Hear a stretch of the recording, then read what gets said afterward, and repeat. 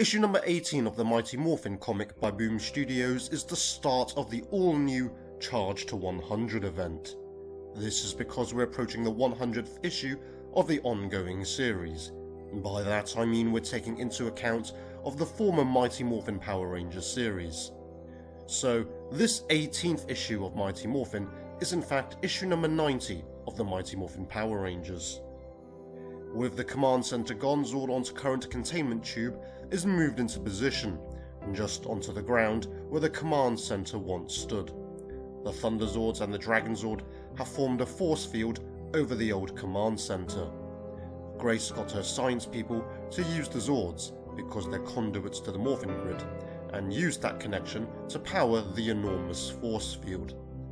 That ought to keep the command center protected. As for the other Rangers, they are now swimming on Aegis 5. The reason they're swimming to the Eltarian outpost is because the Rangers don't want to teleport an entire building to Earth without knowing what's inside. Tommy puts the question to Adam, what if there's a Predator type of alien bug inside? This reference to the Predator alien film franchises gets even more apparent as Tommy comes across some alien eggs. Billy and Kimberly are setting up the teleportation array outside. So, the Rangers are convinced they can take the outpost. Adam reckons that this was just a bit too easy. They found an Eltarian outpost and there were no obstacles. But then Kimberly informs the team that there's a good news, bad news situation. The good news is Adam's right. The bad news is, obviously, obstacles arrive. The Rangers are then approached by aliens. Back on Earth, Rocky is telling the family to pack up. The reason they are packing up is because they are all going to meet the Green Ranger. And so Matt appears on their front door. Matt congratulates them on winning the competition. So they get to spend a day with the Power Rangers. This is obviously just so Rocky can look after the command center and not give away his Power Rangers secret. Returning to Aegis 5, the Rangers are now in combat.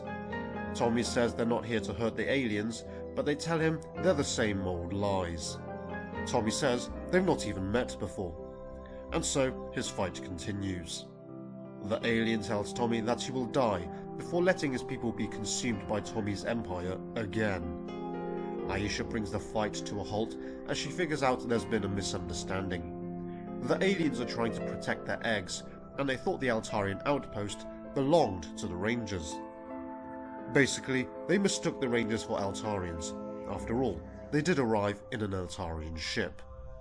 Tommy tells the aliens they want the Eltarian outpost, but is told that it serves a vital purpose and they won't surrender it.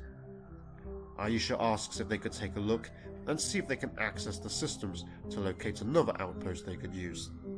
So the aliens agree. Zartus' Eltarian Empire took in young soldiers from Aegis 5.